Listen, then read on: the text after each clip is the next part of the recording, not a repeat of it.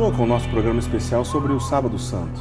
O programa de hoje é um programa especial, mas aqui na Rede Século XXI nós temos diversos programas de evangelização, de catequese, de espiritualidade. Aqui na Rede Século XXI nós transmitimos missas diariamente.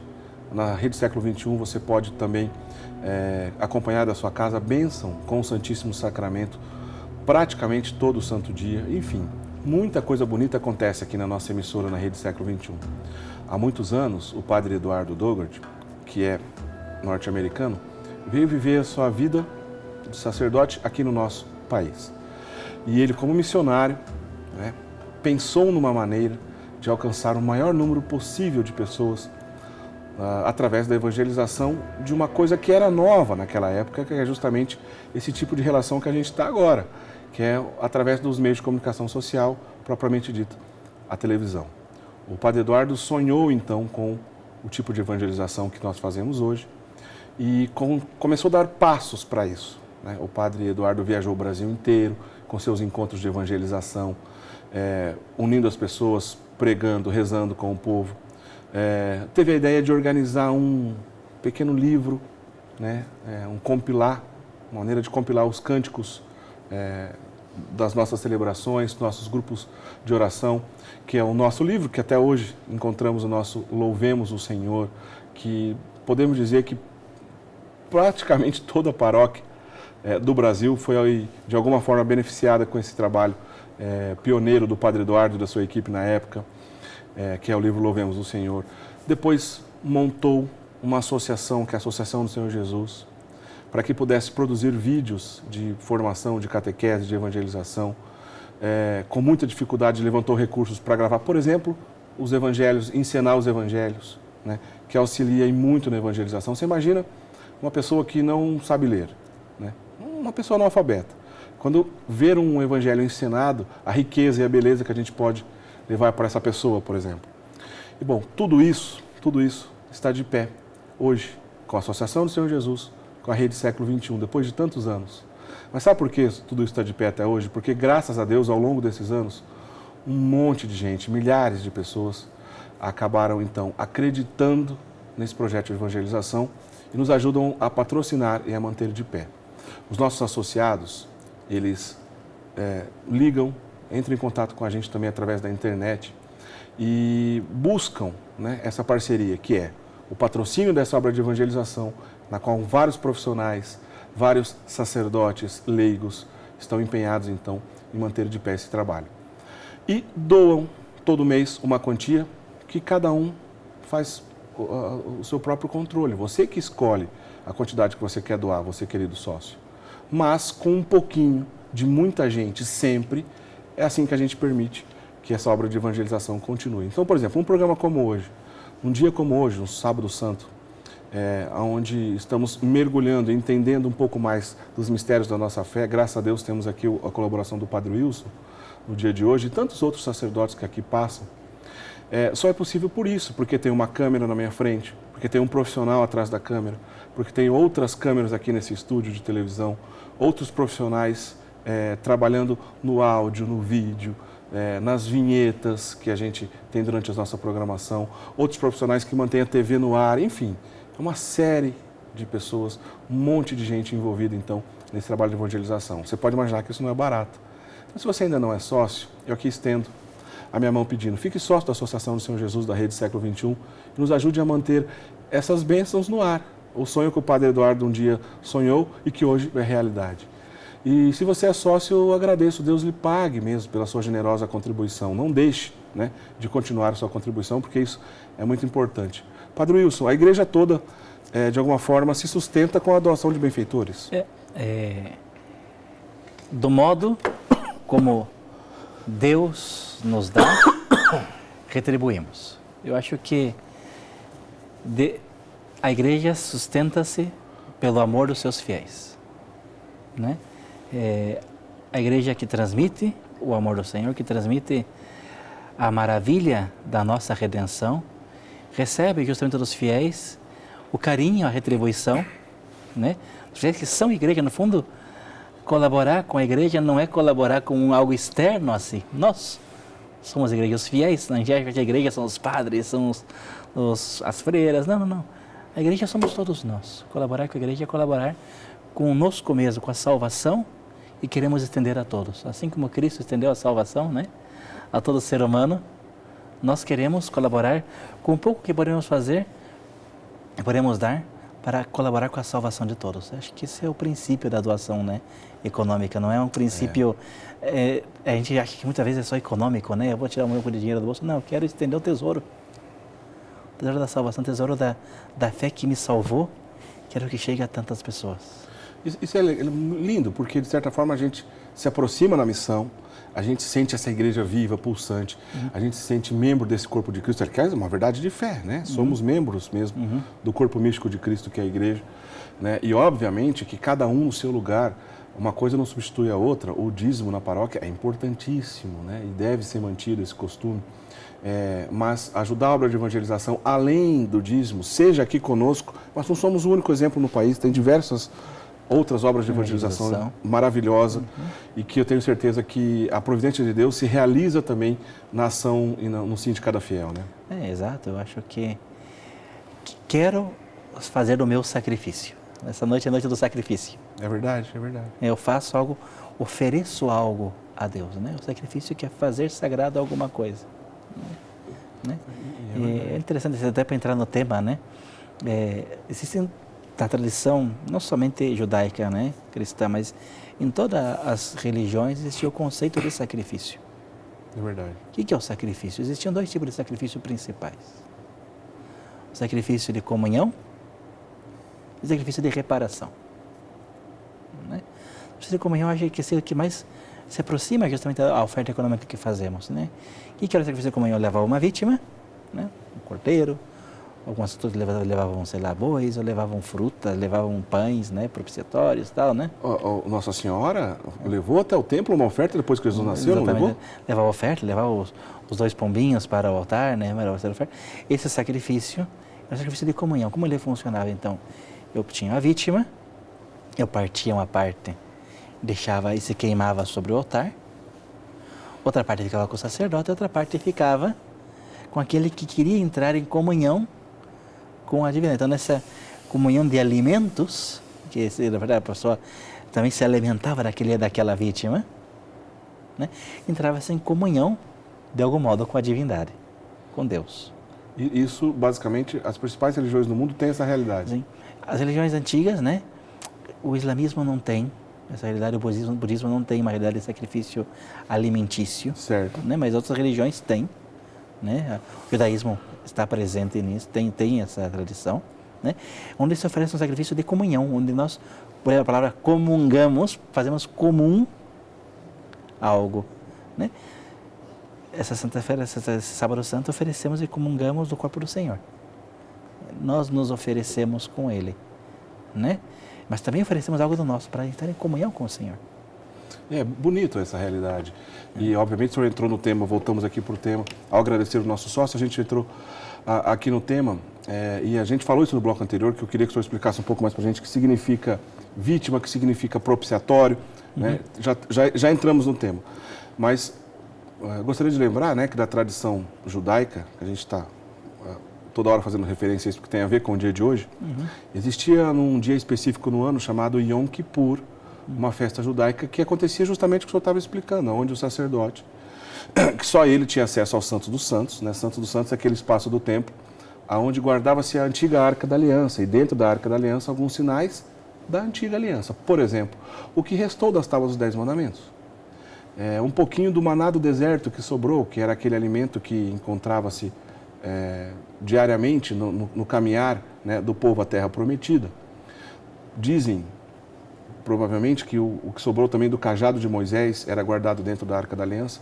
Ou seja, era um espaço, uma arca mesmo, construída, onde representava o que mais tinha de sagrado para aquela cultura. Né? E se a gente olhar lá no livro do Êxodo, está bem explicadinho, certinho, como essa arca foi construída, os 2 querubins que foram depositados em cima dela, né? Que abre, inclusive, um parênteses aqui para a questão das imagens, que é uma outra história, mas é importante que os protestantes em algumas ocasiões acusam os católicos de idólatras, mas o próprio Deus ordenou que se fizesse 2 imagens de querubins sobre a Arca da Aliança, que eram depositadas então sobre essa caixa, que por sua vez sobre os querubins era depositada uma espécie de tampa de metal, que era propriamente dito o propiciatório, que eu já vou passar a palavra para o padre para ele explicar, onde essa vítima que foi imolada no altar, o sacerdote retirava um pouco do sangue dessa vítima, um cordeiro, um bezerro, e aspergia sangue dessa vítima num dia específico do ano chamado Yom Kippur. O sacerdote tinha acesso, somente o sacerdote tinha acesso a esse espaço onde ficava o Santo dos Santos. E ao aspergir, era como se a ação daquele sangue que representava a nossa humanidade, o nosso pecado, tocava o que era mais sagrado, que era essa arca da aliança, o seu propiciatório, e aquele pecado, então, daquele povo, era extinto, era expiado, onde vem inclusive a expressão bode expiatório, né? Onde uma vítima, por exemplo, um bode, e esse sangue era usado para expiação, né? Bom, tudo isso, padre, eu fiz essa introdução aqui para a gente ganhar tempo, eu queria que o senhor explicasse para a gente, obviamente, que vítima propiciatória o cristianismo apresenta, o que nós fiéis temos a ver com isso, e qual a relação de tudo isso com a vigília que logo mais celebraremos? Vamos retomar o tema que falávamos no bloco anterior. Jesus afirma que ao homem é impossível salvar-se, né? Nós temos a consciência do pecado, né? O povo judeu, assim como todos os povos ao longo da história, tem consciência de que pecamos. Temos um Deus amoroso, temos um Deus que nos criou, um Deus que nos libertou, o povo judeu que vive a libertação do Egito como seu evento fundante, né? O momento forte da criação do povo de Israel, aquele que era um não-povo, para ser o povo do Senhor, é a libertação do Egito. Deus que libertou da escravidão. Esse povo, nós, seres humanos, pecamos. Deus é fiel, mas nós não mantemos a nossa fidelidade. E sabemos que para receber as graças de Deus precisamos estar em fidelidade. Voltar ao princípio de não contradição de Aristóteles. Não pode existir bem e mal juntos, né? Se queremos estar com Deus, temos que estar também bem. Ora, estamos em pecado. Então temos que estar em reparação. E voltamos ao que dizíamos antes, nós não podemos oferecer absolutamente nada a Deus que possa reparar, possa propiciar a libertação dos nossos pecados, né? Nenhum sangue, a carta aos Hebreus falava de bodes ou carneiros, nada que façamos, nenhuma oferta econômica, nem nada humano pode me reparar. Meu pecado é impagável. Só Deus pode perdoar. Mas Deus, o pecado é uma dívida. Realmente, no texto do Pai Nosso, para mim fica muito marcado isso, em latim, não fala pecado, fala dívida, débito. Nós temos uma dívida com o Senhor. Demite nobis debita nostra, nos tire as nossas dívidas, nossas pendências com Deus, né? Então, nós temos uma dívida impagável com o Senhor que nós não podemos pagar. Deus a paga por nós no seu Filho. Então, o que oferecemos? Qual a nossa vítima? Qual é a nossa vítima? A nossa vítima é Jesus, o mesmo Deus. De que modo a oferecemos, né? A oração que na Santa Missa mais marca isso, né? Quando a oração depois do ofertório, depois do ofertório, né? O Senhor fala, orai, irmãos e irmãs, para o nosso sacrifício, e depois das partes nós respondemos, o Senhor recebeu por tuas mãos essas nossas oferendas, pelo nosso bem, por toda a Santa Igreja, a nossa salvação. É a oferenda do povo. Nós ofertamos a matéria do pão e do vinho, fruto do nosso trabalho, fruto do nosso esforço humano, para que aquilo se converta no corpo e no sangue do Senhor. Aquela resposta, receba ao Senhor por tuas mãos esse sacrifício para agora. Então, é nossa oferta. Aquela oferta não é a hóstia que o padre leva para o altar. É a oferta do povo. E nessa oferta estamos todos nós. Está nosso esforço, nosso trabalho, a nossa vida. Pense, querido irmão, querida irmã, Deus, para nos salvar, nos deu a própria vida. Ao cristão não pode dar menos para Deus, né? De algum modo, naquela oferta do altar, nós oferecemos tudo aquilo que somos. É claro que Deus nos Coloca, nós estamos nesse mundo, nós não podemos, nós vamos imolar, nós vamos cortar todo mundo em pedacinhos, não se trata disso. Trata-se de que eu coloco naquela hóstia, naquele pouco de vinho, toda a minha vida. Eu oferto meus sacrifícios, minhas penas, meus trabalhos, minhas dificuldades, minhas alegrias, minhas tristezas. Oferto a minha vida, oferto o que tenho e o que não tenho. Tudo coloco no altar.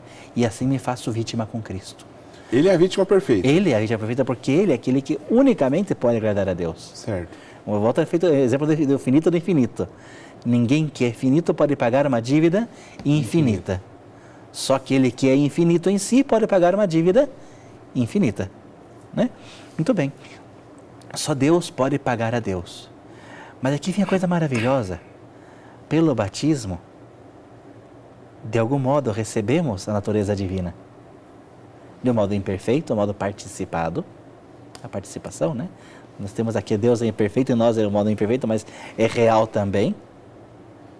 Nós somos de verdade filhos e filhas de Deus. Não é uma expressão de linguagem, não é uma metáfora, não. Somos filhos.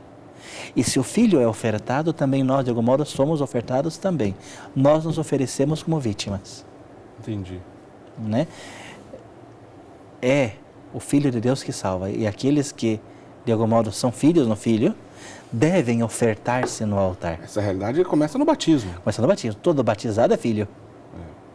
E se ao Filho de Deus lhe é pedida a própria vida para a remissão de todos, ao cristão lhe é pedida também a própria vida em reparação de todos. Interessante. Ofertar a própria vida não é exclusivo do sacerdote, não é exclusivo do religioso ou da religiosa. Ser cristão significa ser outro Cristo, é assumir a natureza divina como ideal de vida.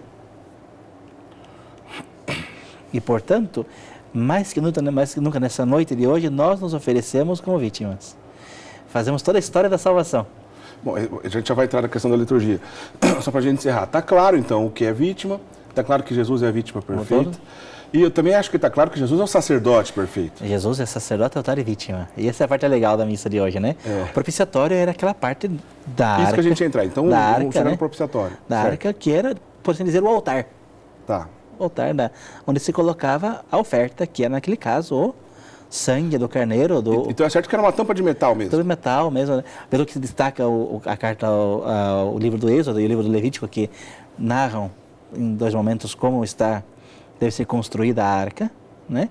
Tampa de metal era, para dizer, o altar, o lugar onde se oferece o sacrifício. Esse sacrifício específico, os judeus tinham vários altares, o altar do incenso, o altar das vítimas de comunhão, que era fora do templo, tinha vários certo. altares, mas o altar do sacrifício de perdão era, né, aquele pedaço de metal onde se depositava um pouco do sangue da vítima. Que era o propiciatório propriamente dito. Exatamente, né? Esse sangue era aspergido no sacerdote e aspergido sobre o povo também. Nisso estava a comunhão. Aquilo que tocou o sagrado também tocou o povo e, portanto, ambos estão tocados pela mesma matéria, portanto, ambos estão no mesmo estado. Tocou o sagrado, o povo se torna, portanto, sagrado. Aquilo que é um exemplo muito banal, parece, não é assim, mas é parecido. E quando eu coloco um pouco de um suco em pó dentro da água, certo.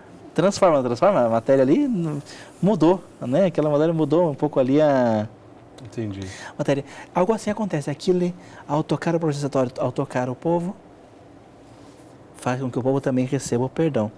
Então, Cristo, que ele é a vítima, ele é sacerdote, é aquele que oferece, mas também é altar. Ou seja, de outra palavra, por exemplo, que ele também é o propiciatório? Ele é o propiciatório. São Paulo vai afirmar isso, né? São Paulo afirma isso. Cristo é o propiciatório, né? No sentido que oferecemos a nossa vida sobre o altar de Cristo, que é o mesmo Cristo. Né? O cristão, ele também tem que alcançar a salvação. Certo. A salvação é oferecida por Deus. Deus nos salvou, nos redimiu na cruz, cabe ao cristão aceitar. E essa aceitação não é simplesmente uma aceitação mental. A fé não é apenas um conceito intelectual, a fé é vida. E, portanto, quando eu aceito essa salvação de Cristo, eu aceito todos os conteúdos da fé, aceito viver de acordo com essa fé. Se eu aceito uma coisa intelectual e não vivo, pois é apenas uma ideia. Né? Não, a fé significa vida. significa levar à prática aquilo que é revelação do mesmo Deus. E, portanto, o cristão que acolhe o sacrifício de Cristo, acolhe também que ele também, enquanto membro desse corpo, se oferta com Cristo. Se oferta no Cristo, pelos méritos do Senhor. Lembremos, o filho, as pessoas não podem oferecer nada de propício a Deus. Somos limitados. No Filho podemos oferecer. É bonito demais essa realidade, né? É bonito perceber que somos, e a realidade, eu sou sacerdote, né? O sacerdote é aquele que pode oferecer sacrifício, mas todo cristão, de algum modo, é sacerdote com Cristo. Porque eu, na Santa Missa, vou oferecer hoje à noite o corpo e o sangue do Senhor. Que, de algum modo, são todos os cristãos. Aquele pão, aquele vinho, é o sacrifício de todo o povo de Deus, que ali se coloca para ser oferecido com Cristo para a salvação de todos. O cristão se faz vítima no altar. Ele recebe o fruto, o corpo do Senhor, mas ele também ofertou. Ele recebe aquilo que ele mesmo dá, que é a própria vida. Isso é profundo, é belíssimo, porque obviamente é tão bonito ver o senhor falando como sacerdote e de algo que tem intenção de fazer, que fará e que trará todo esse mistério de novo, como Deus é bom e permite isso em nós. Bom, eu não sou sacerdote, sou diácono, mas já acho uma honra gigantesca estar próximo do altar quando tudo isso acontece, poder servir o altar, que é a função do diácono, que já é uma honra maravilhosa. Mas seja o sacerdote, o diácono ou todo o povo fiel, a alegria é a mesma. O mistério é o mesmo. Porque todos se fazem vítimas. Essa é a beleza. A alegria é a mesma porque eu tenho a chance de reparar. Quando eu tenho uma dívida, uma pessoa honesta, ela quer pagar. A pessoa honesta não fica conforme com dívidas. Ela sabe que isso deve-se a outro. Nós, na consciência do mal que fizemos, queremos reparar. Queremos transformar, queremos voltar a estar bem. Então, quando eu me coloco no altar, seja como sacerdote que ofereço essa vítima por todos, mas seja o povo que coloca todo o seu coração, sua alma naquela hóstia, naquele pedaço de pão, naquele pouco de vinho, também está honestamente reparando com Cristo, que é o altar, que é a vítima, que é o sacerdote. Nunca poderei expressar o mistério de estar consagrando usando as palavras do Senhor. Não tem palavras para dizer isso.